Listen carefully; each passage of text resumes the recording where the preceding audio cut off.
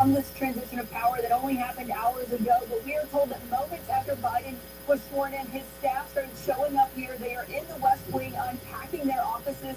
Well, this morning we came over here to get tested for coronavirus, of course, before the proceedings of the day. And we saw there were several picture frames in the hallway that actually did not have, the picture frames had been removed, and now they are up. They've got photos of the new president, the new vice president as well, and we were told that staffers are starting to unpack their offices. That involves meeting with IT, getting their federal government issued devices as well, and really starting to get their work underway here. And of course, that is all coming just shortly before the president himself is going to be here in just a matter of hours. He's got a ton of executive orders, over a dozen actually, that he is going to sign, and a lot of that is going to be aimed at undoing what Donald Trump and his administration spent the last 4 years doing. But the work appears to already be underway here, Wolf. And then later there's going to be an actual White House press briefing with the new White House press secretary. That's a pretty extraordinary event, given the fact that in the final few weeks, or maybe even months, of the Trump administration, I don't think we saw a press secretary in that briefing. No, Wolf, we rarely did. There was periods before that where we actually went about a year without a press briefing. But we are told that Jen Psaki, the incoming press secretary, now the White House press secretary, is going to be reviving those daily briefings. They are starting on day one. That's not something that's on the Trump administration. Remember, Sean Spicer came out and gave that infamous briefing the day after the president was inaugurated. But we are expecting one here in a matter of hours, and that's really going to focus on what exactly the new president wants to do in his first 10 days in office, because we're told that's really going to be the period where they're seeing a lot of executive orders, a lot of executive actions coming from the West Wing, and of course also talking about the legislation that he wants to see happen on Capitol Hill. So we are expecting it to be busy, and that's because I think the Biden team realizes they've inherited a lot of challenges that are going to be facing them, especially in this first year in office. I will be standing by for that. Jen Psaki, the new White House press secretary, will be briefing reporters later, I think around 7 p.m. Eastern later tonight. We'll be anxious to hear what she has to say as far as what the new president and the new vice president are actually doing. The president signing all these executive orders today. Very significant reversals of several policies put forward by the former President Trump. Our new senior White House correspondent, Phil Mattingly, is joining us right now. Phil, congratulations to you as well. I take it this is your first live shot as a senior White House correspondent? Yeah, that's right, Wolf. Just about 12 hours ago to the Capitol, now moving back over to the White House. Look, I think this moment underscores how quickly the Biden administration is going to kick into gear. And I think Caitlin was laying out some of the details of that. You want to talk about what the Biden team and what the president is going to be doing in just a couple of hours when he sits down and actually starts signing those executive actions, both memoranda, executive orders as well. We're talking about re-entering the Paris Climate Accord. We're talking about halting the border wall construction. We're talking about different buckets of issues that I think you're going to see the administration push forward on over the course of the next couple of days and weeks, not just on the executive action front, but also on the legislative front as well. I think that's why it's important to pay attention to what's going to happen at 5:15 in the Oval Office when the president sits down to actually take these actions. We're going to see actions on the economy, whether it's continuing eviction moratoriums, rental assistance, things of that nature. You're also going to see public health actions, whether it's talking about masking inside federal buildings, which the federal government has the ability to institute on its own, things in that area as well. Racial equity is something that the administration wants to talk a lot about, but there are limits. There are limits to what the administration can do. So I think while you will see over the course of the next couple of days, the administration try as best they can with executive action through their federal authority to move forward on these buckets, trying to address the multiple crises the president is facing as he comes into office. You also need to pay attention to the legislative work. Obviously, Caitlin was talking about the $1.9 trillion stimulus proposal they've already put on the table. You've got a significant overhaul of the immigration system that they're putting on the table as well. Keep a close eye on those, because if you talk to Biden advisors, they acknowledge there are things we can do from day one, whether it's reversing certain Trump actions, whether it's pushing forward, particularly on the health and economic front, to address some of the issues they think they can control right off the bat. But they also acknowledge there is significant work to be done, and a lot of that work can only be done legislatively. Phil Mattingly, our new senior White House correspondent, Phil, congratulations to you for putting together an excellent, truly excellent White House correspondent team. The motorcade has now crossed the Memorial Bridge, heading towards right now Arlington National Cemetery. John, it's so significant. The first thing he's doing after this ceremony, the inaugural swearing-in ceremony, first thing that the new president wanted to do was go to the Tomb of the Unknown, pay his respects to the men and women of the U.S. military who sadly have passed away. It's a very important event that serves two very important purposes for the new commander-in-chief. And you see the motorcade coming across the Memorial Bridge, crossing from the nation's capital across the Potomac to just over the other side of the river into Virginia, Arlington, Virginia, to this sacred place. It's such an amazing testament, tribute, shrine to American heroes. And so Joe Biden, trying to show that message of unity with President Bush, President Clinton, and President Obama, three former presidents, three former commander-in-chiefs, appearing with him and taking part in the very important message he's trying to project today, the new president. Let's try to bring the country together in the middle of this pandemic at a time of a great political divide. Let's at least try. And then, of course, as you mentioned, this morning, those troops woke up with Donald Trump as their commander-in-chief. Joe Biden is their commander-in-chief now. He lost his son, obviously, after Joe Biden dying of brain cancer after serving in the Delaware National Guard. This is a very important, out-of-the-box, early-hour signal of respect to the troops, respect to tradition, respect to heroes from the new president.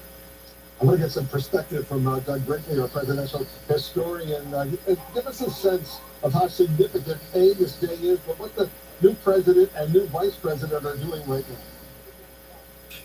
Well, it's the exact right thing to do. I mean, in the inaugural address, Joe Biden talked about Arlington as being a sacred ground, and indeed it is.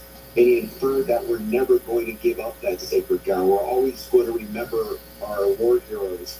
And so to be going there with all the former presidents at his side, Wolf, is very meaningful. Jimmy Carter, of course, is not there, but it was very important, I thought, at the beginning of the inaugural for Joe Biden to even evoke Jimmy Carter, who's down in Plains, Georgia. He's been really ill, but, still wily. And here he is now with George W. Bush and Bill Clinton and Barack Obama. Ironically, all of these presidents were not military people. They didn't serve in the military. And in a different generation, you couldn't have even gotten into American politics without being in the U.S. military on your resume. There's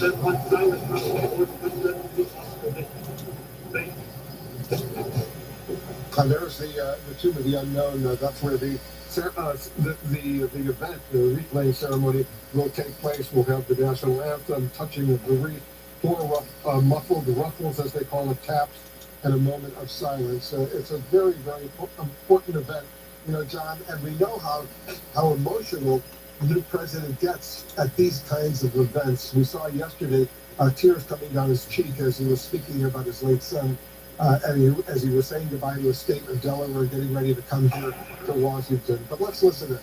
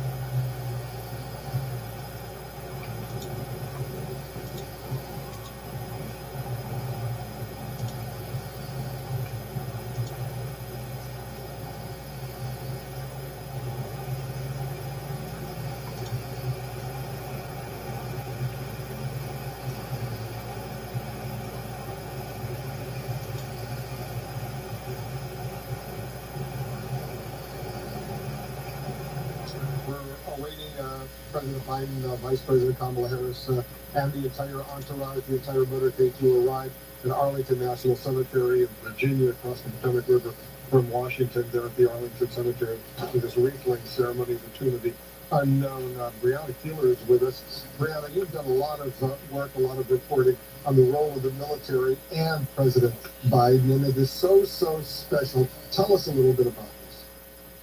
It is so special, and I think we see the military factoring in today in such a large way, as it always does in the inauguration of a president. And this is a hallmark of the American system, the civilian control of the military, a military that does not belong to one political party. And this is something that we have seen challenged here in the United States here in recent years. So this is part of what President Biden is going to be tasked with, trying to, I guess, help the military in a way regain the trust of the broad American public, which increasingly had sort of seen it co-opted at times, Wolf, as a political prop. I'm speaking to you from Lafayette Park, watching this moment here in Arlington Cemetery, in a place where the military was perhaps most visibly used as a prop. And so this is very important that President Biden is going to tackle this issue. And I also think that we can't overstate the significance of what it will mean not only to have President Biden in the White House, but Jill Biden as First Lady as well, Wolf. I think we've seen this politicization of the military. We're going to see more of a shift towards a focus on military welfare, on the welfare of military families. Of course, the First Lady has renewed her initiative, joining forces, that she championed when she was Second Lady. And this is going to focus very much on military families. There's going to be a focus in this White House on veterans. And we also have to understand that in the Oval Office, President Biden, he's also a father of someone. He lost his son, of course, and he has spoken about this, that he believes the reason Beau Biden died at 46 of brain cancer was because of something that plagues many veterans, Wolf, and that is toxic exposure to burn pits. He was exposed to them at Balad Air Base in Iraq during his combat deployment. And this is something that is really confronting right now the military community, the military family community, the veteran community. And now there's someone sitting in the Oval Office who's very aware of these problems and the ramifications of service. And he ends, as you know, Brianna, he ends every speech with the words, "God bless the troops." It is so close to his heart, and we'll watch this unfold at this wreath-laying ceremony at Arlington Cemetery. Jim Sciutto's also watching all of this unfold, and Jim's done a lot of reporting on all these military national security issues. Give us your sense of how significant this is.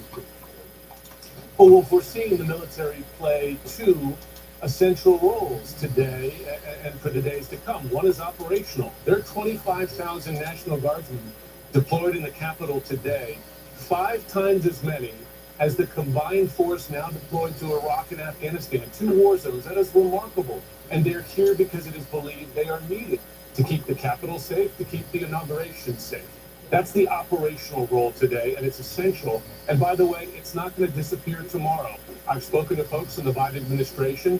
They know that domestic terror is going to be a real challenge for them going forward. There's going to be an immediate assessment of the threat by the National Security Advisor, Jake Sullivan, and discussion of strategies for what to do to address it going forward. But the other role, of course, we're seeing today as we look at these pictures at Arlington is the ceremonial role. And Wolf, that is not a second shrift, right? Because that speaks to, as Brianna was saying, about the role of the military being apolitical. It supports a peaceful transfer of power. We have a new commander-in-chief today, and though many of the trappings of a peaceful transfer of power did not take place from the outgoing president or from the violence we saw on January 6th, the military has stayed consistent. I've been speaking to folks in the Pentagon going back weeks now before the election and after, and they wanted to maintain that lack of partisanship, right? And just one final image, if I can give you this, Wolf. Just moments ago, a military honor guard arrived here at the White House in advance of President Biden, representing all 5 branches of the military: Army, Navy, Air Force, Marines, Coast Guard. They are now arrayed around the White House, 6 feet apart. Not an operational role like those National Guardsmen, but a show of force, you might say, but a show of bipartisanship and service. This is the military. It is now the commander-in-chief, the new commander-in-chief's military and the country's military. And that image, as much as the operational role we're seeing out there by those National Guardsmen, has enormous substance and importance today. Yeah, he clearly, the new president loves the military. I understand, Jim, you're also getting some Republican reaction to President Biden's inaugural address. So what are you learning? Well, that's right. I've been reaching out in particular, Wolf, to those Republicans, 139 in the House, as we've discussed many times, who even after the violence on January 6th still voted not to certify the results of the election. I reached out to one of them, Representative Mark Green, who I should mention himself is a veteran. He's a doctor, military doctor. He treated Saddam Hussein in Iraq after his capture. And I asked him what his reaction was to the words of Biden today following his inauguration. His words to me were great words. Let's hope it translates into action. I believe we need to be Americans first, then party. Again, it starts there. Of course, that's something that many Republicans did not do with that vote to decertify one. The former presidents are now walking in, President Clinton, President Bush, and President Obama. They will be joining the new president, President Biden. John, this is a symbolically very significant moment. Very important to the new president's effort to start off with a message of unity. Very important to the new president's effort to start off with a message of respect. Something, frankly, Donald Trump never got about the power of the presidency and the exclusivity of the president's club. Bill Clinton ran against George H.W. Bush. Wolf, we both covered that campaign. It was a very, very tough campaign. They became friends. George W. Bush ran against Al Gore, but very much against the character crises of the Bill Clinton presidency. Barack Obama ran against John McCain, but very much against George W. Bush's Iraq war. There they are. They understand the power of the presidency, the stress of the job, the responsibility of the job, and so they are part of a unique club that Donald Trump will never be welcoming. Donald Trump never picked up the phone as president to call the former presidents, to ask for their advice, to kick around an idea. You can bet that Joe Biden will pick up the phone. Obviously, he'll call his friend Barack Obama. He was his vice president. But you can bet within weeks or months we will hear of a phone call to George W. Bush or Bill Clinton to talk about some big issue on the plate, just to solicit their ideas, because he respects their work. He respects the pressure. He respects the institution. We never had that the past 4 years. We do again today. Jamie Gandel is getting some reaction. What are you hearing from these three former presidents, Jamie? Well, just to underscore what John King just said, this is the club of formers that Donald Trump is not going to be a part of. Obviously, Jimmy Carter couldn't travel for this, but this is a group that there should be another former president in this picture today if he had lived up to the office, and he did not. The other thing, in addition to what John King said about Joe Biden reaching out to speak to these three, they have, you can be sure, already said to him, if there's anything you need, we're here for you. But they understand that they're respectful, they're not going to speak out, they will keep to the code of trying to be respectful of his time in office. Yeah, I know for a fact that former President Jimmy Carter, who's 96 years old, God bless him, 96 years old, he would have loved to be participating with these other former presidents, but at his age, that was simply impossible for him to leave Plains, Georgia at this point. But his heart is certainly, I've spent some quality time with him in recent years, his heart is certainly with these other former presidents, as well as the new president of the United States. Doug Brinkley, our presidential historian, is watching all of this together with us. The history books will write about this day. Well, there's no question about it. And I just, the fact of the former presidents being with Joe Biden, showing this solidarity at Arlington National Cemetery. We talk about Washington being dysfunctional and America being broken, but nobody thinks our armed forces are broken. They are loved by Republicans, Democrats, independents. And being at Arlington right now is the exact right thing to do. Bill Clinton has been, I speak with him quite a bit, both he's in Chappaqua, New York, and he's writing a memoir about his post-presidential years, but he's been dying to go, as he put it to me, back home to Arkansas. He's been really, with the exception of John Lewis's funeral, doesn't travel much in the age of COVID because he had some health conditions. And Barack Obama has started a major oral history project at Columbia University, interviewing everybody from his administration and, of course, building the Obama Center in Chicago. George W. Bush stays in Dallas. He's loved there. His presidential libraries at Southern Methodist University. And he's been painting to express himself, including a whole new series of paintings about immigrants and immigration in a way that would be in line with how Joe Biden thinks about immigration. So it's really marvelous to have them all there. And certainly, Tim Naftali, our other presidential historian, is watching all of this unfold. Give us your thoughts, Tim. 100 years ago, on Inauguration Day, Congress decided that an unidentified soldier who died in World War I would be buried at that spot. And for 100 years, that has been a sacred spot. I cannot imagine a more poignant place for our former presidents to gather to deliver a message, a visual message of unity at a time of anxiety, pain, and suffering in our country.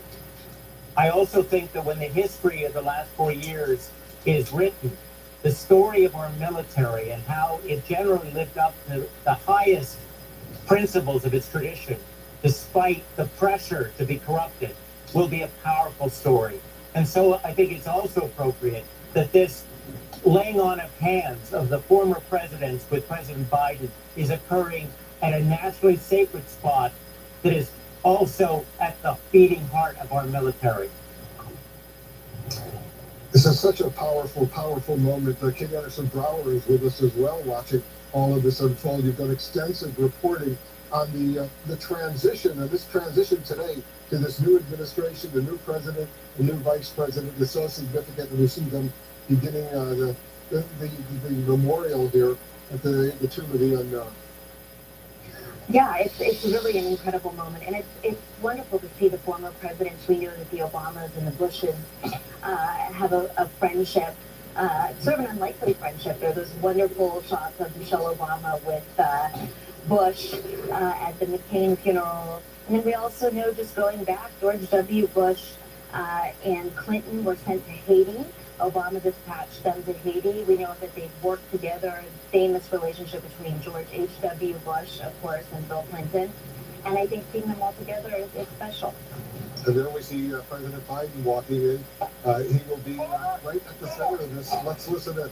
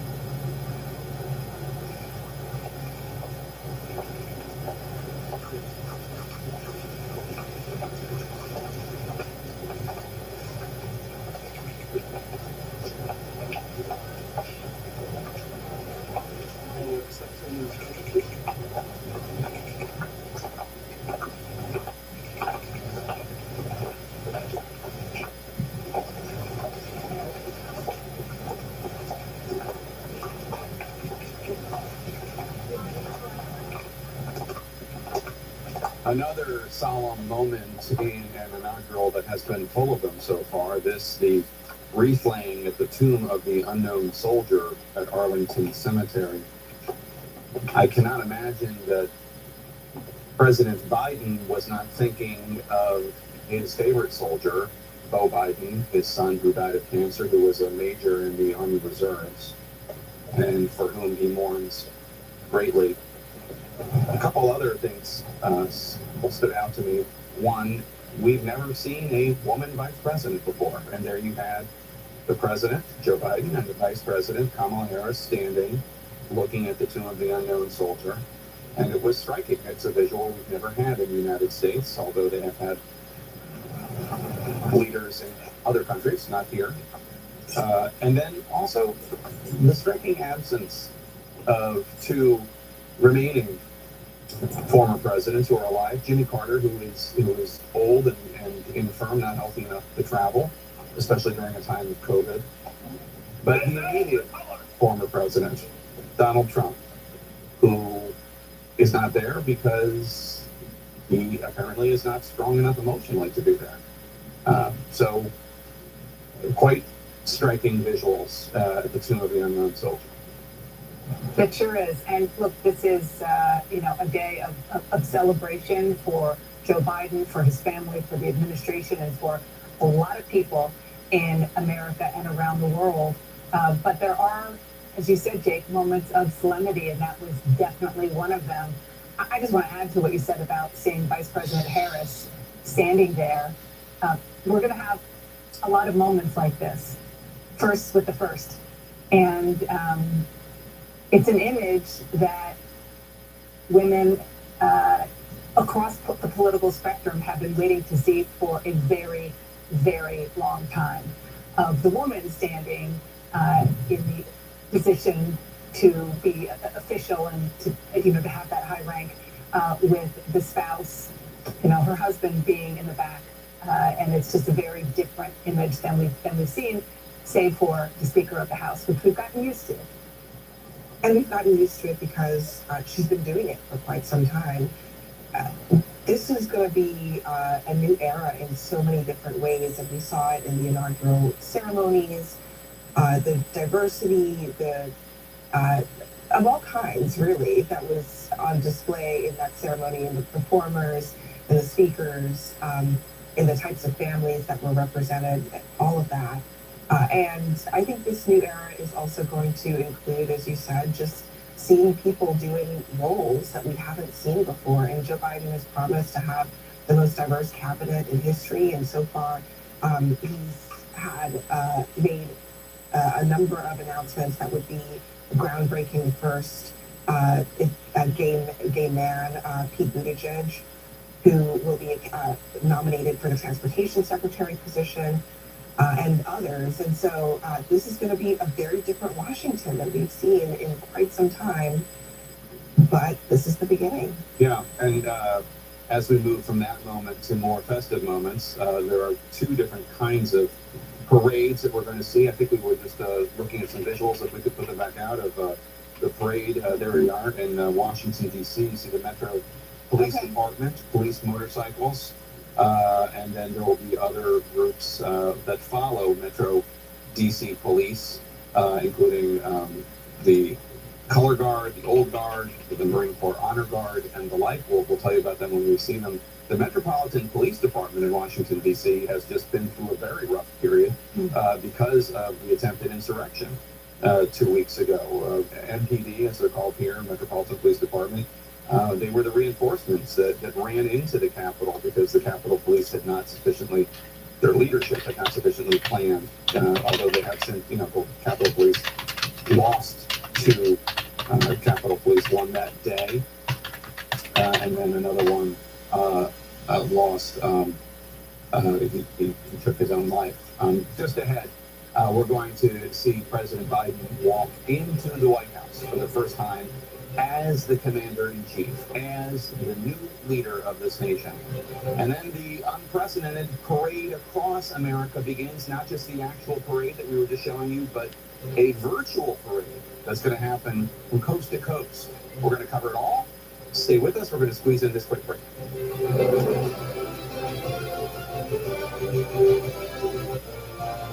This is the 100 Club, our look at companies that are 100 years old or older. For election.